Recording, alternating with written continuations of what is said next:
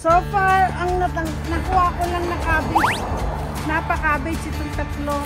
So, ito na po na harvest ko for sa dalawang to kasi. So this is the potato that there are more.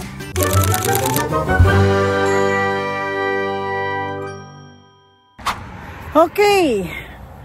Ako'y mag-harvest ako today ng maraming gulay. Isa na dito ang aking patatas.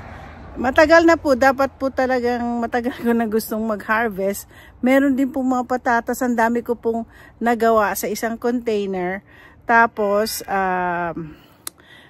kailangan na pong mga iba naman next month na. May mga ibang gaya ng isa doon, hindi pa pwede.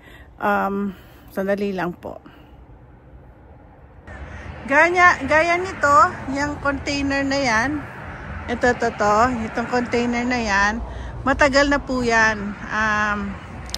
Siya ang pinakauna namin pong, move ko dito.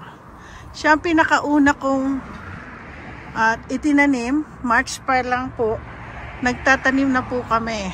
So, start ko na po magtanim. Saglit. Ay, puntahan ko na pala. Titingnan ko lang ha. Ito kasi ang medyo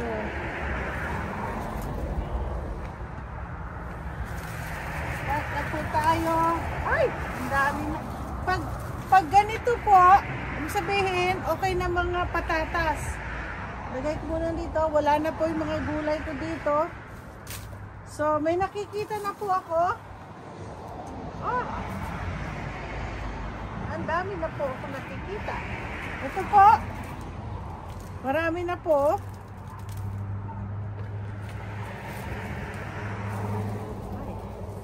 Ay naku, ang dami. Madaming. So, para naman kumasya lahat po sa isang video ang aking pagtatanim, ang pag-harvest, ilalagay ko na muna sa slow mode.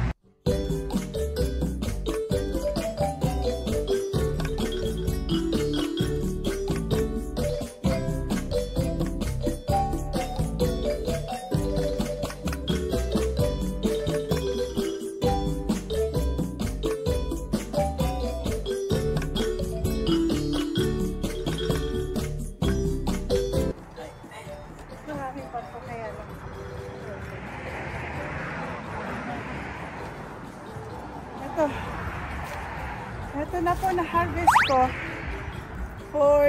sa dalawang to kasi meron pa naman ako dalawa. Dali. Meron pa po akong i-harvest pero hindi po natin alam kung kailan. May dalawa pa akong nandiyan dyan. Ito pong dalawang to. Yung dalawa, hindi pa pwede siyang i-harvest. So ngayon, ito munang mga ito ang na-harvest ko today.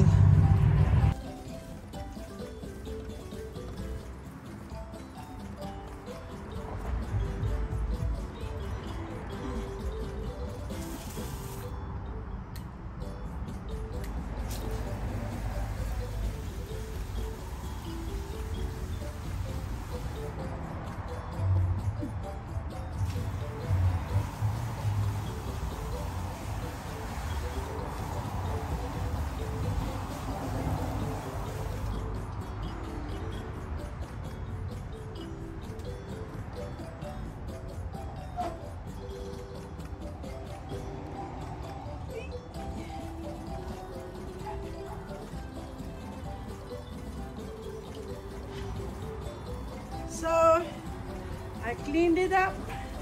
So this is the potato that there are more. And hopefully, maging marami pa po kami. Meron pa akong red. Marami akong yellow, tapos marami din akong red. Yan.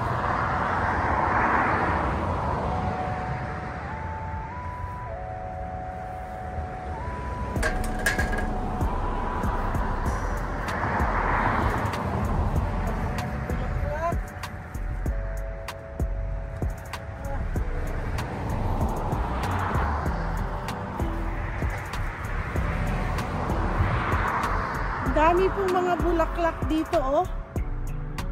At kailangan po natin, kaya ang takot is marami pong bees dito.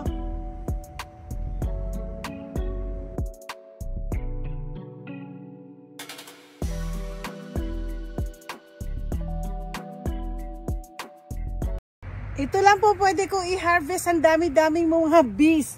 Eh baka po akong maistang. So ito na lang, siguro pwede na ito sa isang gulay. Ano? Maggugulay ako ngayon. Maybe dinengdeng na naman. Ngayon po, kukuha lang po ako ng mga shoots. Gaya po nito. Kasi parang dagdag. Kunin mo na to para ano. So pwede rin po. Huwag po bang hinayang na may, ang tawag nito, may mga bunga. Gaya nito, may bunga na. Pero, wag, tatanggalin daw natin yan. Okay, so mga shoots nang kukunin ko. Ay, sayang din to. Oh. Meron na naman. Oh. Pero, siguro pipiliin na lang natin.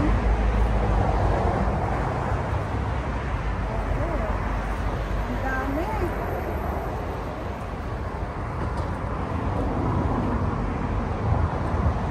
So,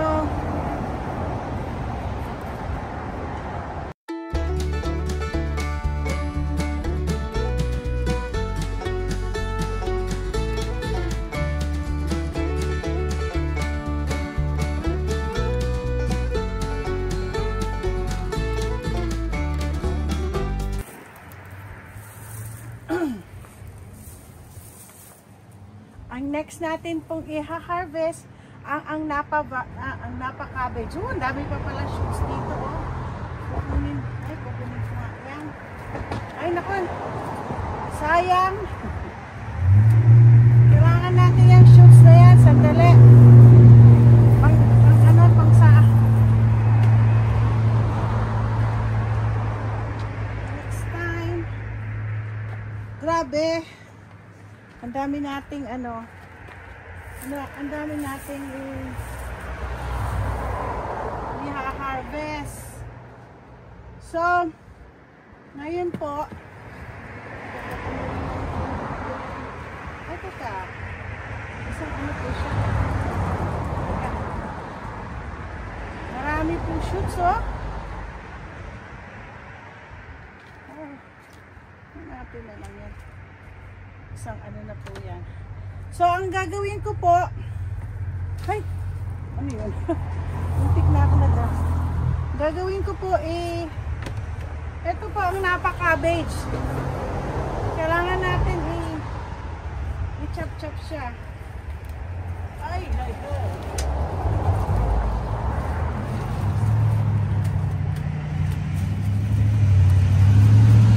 Ito po. Kailangan talagang i-chop-chop. Isa po siyang ganito. Tanggalin lang natin yan. Sayang, no? Kasi kukunin lang na naman natin yung loob. Yan. Yan. Okay na siya. Ay, daming bugs. Ay, so many. May mga bugs. Kunin lang natin yung maliliit lang. Gasa na lang yan. So, ito po yung napa-cabbage ko.